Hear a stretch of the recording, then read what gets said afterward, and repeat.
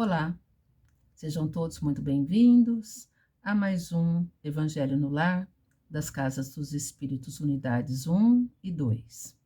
Hoje iremos tratar do capítulo 20 do Evangelho segundo o Espiritismo, Trabalhadores da Última Hora. Instruções dos Espíritos, os últimos serão os primeiros. Eu, Beatriz, farei as preces inicial e final, a Edna fará a leitura e a Gisele fará os comentários. Para tanto, precisamos entrar em conexão, nos ligarmos com o mais alto, se possível, fecharmos os nossos olhos, estarmos com o coração aberto, para assim orarmos com Jesus. Pai Celestial, que neste momento o Senhor possa nos orientar e nos instruir em seus ensinamentos e palavras, que sua fonte de amor e bondade nos inspire a sermos caridosos e trabalhadores na seara terrestre. Obrigado, nosso Pai, aos nossos mentores espirituais, por mais esse momento, por mais essa oportunidade de estarmos aqui reunidos em seu nome. Que assim seja. Boa noite a todos. A leitura de hoje será Os Trabalhadores da Última Hora. Os últimos serão os primeiros. O reino dos céus é semelhante a um pai de família que saiu de madrugada, a fim de aliciar trabalhadores para trabalhar em sua vinha.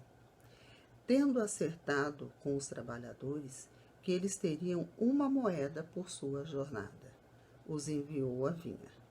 Saiu ainda na 3ª hora do dia, e tendo visto outros que estavam na praça sem nada fazer, lhes disse: Ide vós também, vós outros, para a minha vinha, e eu vos darei o que for razoável. E eles para lá se foram. Saiu ainda na 6ª e na 9ª hora do dia, e fez a mesma coisa. E tendo saído da 11ª hora, encontrou outros que estavam sem nada a fazer, e lhes disse: Por que permaneceis aí durante todo o dia sem trabalhar? E disseram-lhe: Porque ninguém nos aliciou. E ele lhes disse: Ide vós também, vós outros, para a minha vinha. À tarde, tendo chegado, o senhor da vinha disse àquele que tinha a incumbência dos seus negócios: Chamai os obreiros e pagai-lhes, começando desde o último até os primeiros. Aqueles, pois, que não tendo vindo para a vinha, senão quando a 11ª hora estava próxima, receberam uma moeda cada um. Os que foram aliciados primeiro, vindo a seu turno, creram que lhes dariam mais, mas não receberam além de uma moeda cada um. E em a recebendo, eles murmuraram contra o pai de família, dizendo: Estes últimos não trabalharam senão 1 hora, e vós os tornais iguais a nós, que carregamos o peso do dia e do calor? Mas em resposta, ele disse a um deles: Meu amigo, eu não vos fiz injustiça. Não acertastes comigo uma moeda pela vossa jornada? Tomai o que vos pertence e ide. Por mim, quero dar a este último tanto quanto a vós. Não me é, pois, permitido fazer o que quero? E o vosso olho é mau porque eu sou bom? Assim, os últimos serão os primeiros, e os primeiros serão os últimos, porque há muitos chamados e poucos escolhidos. São Mateus, capítulo 20. Olá, sejam todos muito bem-vindos a mais um Evangelho no Lar. E o tema dessa semana é o trabalhador da última hora. Muitos são os chamados e poucos são os escolhidos. Essa mensagem se baseia numa parábola onde a gente tem a vinha como a humanidade, a representação da humanidade, né? O pai de família representando Deus.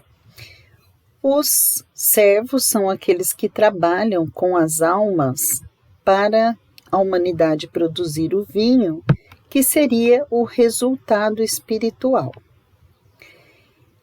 Vale ainda lembrar que para os judeus o dia era composto por 12 horas e a noite por mais 12 horas. Então, os trabalhadores que eram chamados na primeira hora trabalhavam na vinha durante 12 horas. E aqueles que eram chamados na última hora trabalhavam apenas 1 hora. E aí, o pagamento que o Senhor combina com cada um dos trabalhadores é sempre o mesmo. Ao final do dia de trabalho, aqueles que iniciaram no início do dia sentem-se injustiçados por receberem o mesmo que aqueles que trabalham apenas 1 hora. E aí vem a nossa reflexão. Se estivermos pensando, então, no significado, no que representava essa mensagem, quando Jesus contou essa parábola, nós precisamos fazer algumas reflexões. Então, por exemplo, todos os trabalhadores que aceitaram o trabalho o fizeram porque precisavam desse trabalho. O trabalho é o que garante a sobrevivência.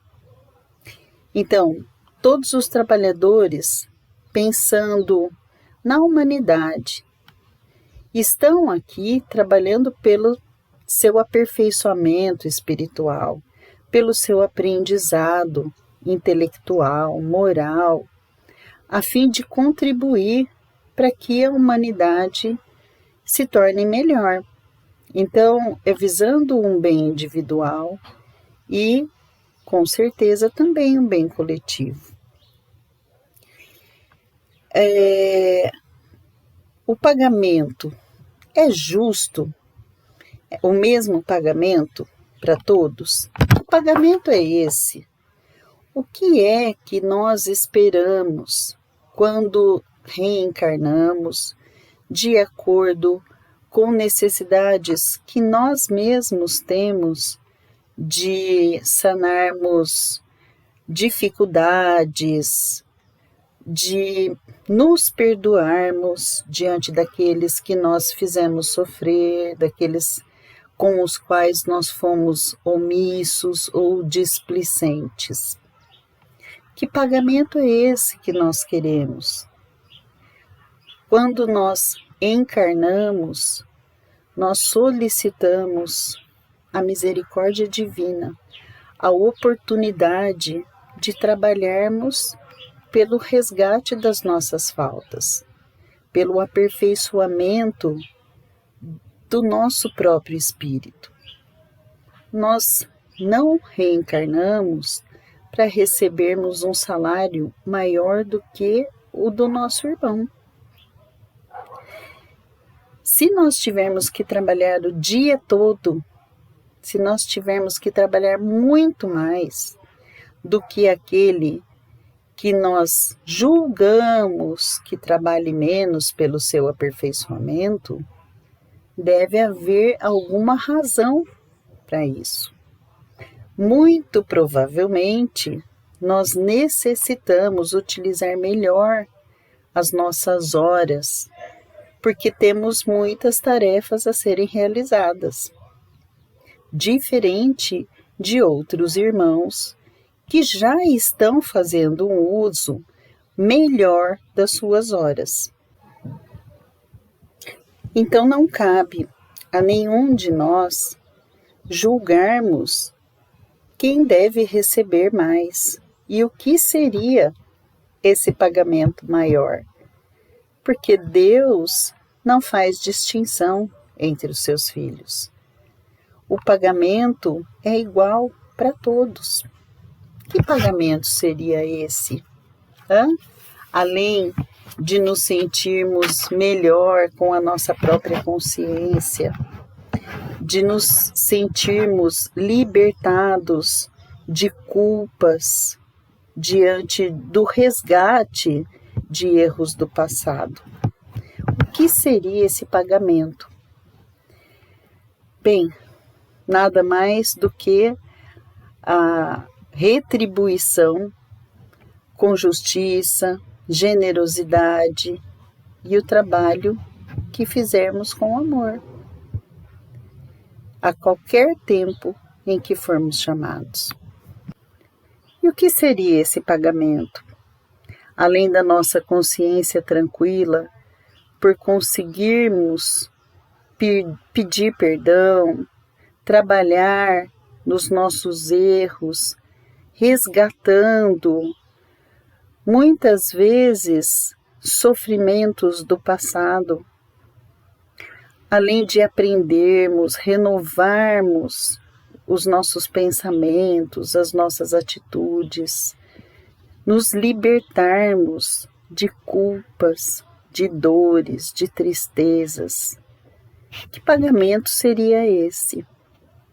O denário, moeda equivalente a um dia de trabalho, seria como um salário mínimo diário.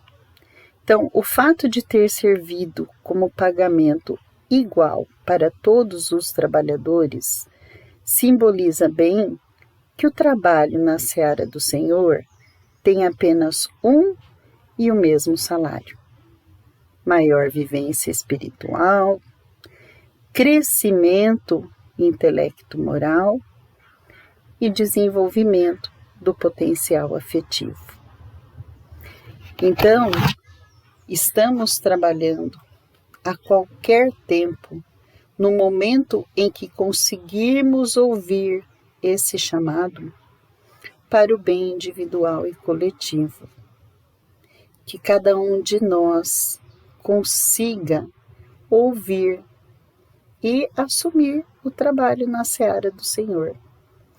Os bons espíritos que nos deixam mensagens no Evangelho segundo o Espiritismo dizem muito sobre o trabalhador espírita, sobre aquele que consegue vislumbrar um mundo melhor através da sua própria renovação espiritual, da sua renovação de atitudes por um mundo melhor. Que todos nós nos encorajemos nessa mudança de hálito mental, emocional, espiritual, para que façamos a nossa parte, mesmo que seja na última hora, renovando assim todas as nossas energias para que tenhamos um futuro melhor. Que Deus nos abençoe, que seja uma semana repleta de oportunidades para essa renovação. Olá, eu de novo, e agora para a prece final desse nosso Evangelho no Lar. Pai Todo-Poderoso, eu te peço humildemente que abras a minha mente para que eu possa ver, sentir, compreender todos os teus ensinamentos e que através deles eu tenha a oportunidade de aprimorar o meu intelecto e fortalecer o meu corpo físico e espiritual. Que eu possa pôr em prática tudo o que me ensinastes. Faz, Senhor, com que brilhe a sua luz no meu interior e que a sua luz da fé em ti, Senhor, me traga alento e amor. Que essa luz consiga iluminar não só o meu caminho, mas também o caminho dos meus companheiros, parentes, amigos nesse plano terrestre. Não deixes morrer dentro de mim a chama do amor e da caridade, que eu seja contagiado por tua bondade, para que minha alma se acalme e, trabalhando em teu nome, eu possa levar a compreensão, a palavra amiga, a mão que ajuda e que ergue um irmãozinho em dificuldade. Obrigado, Senhor, se conosco hoje e sempre. Que assim seja.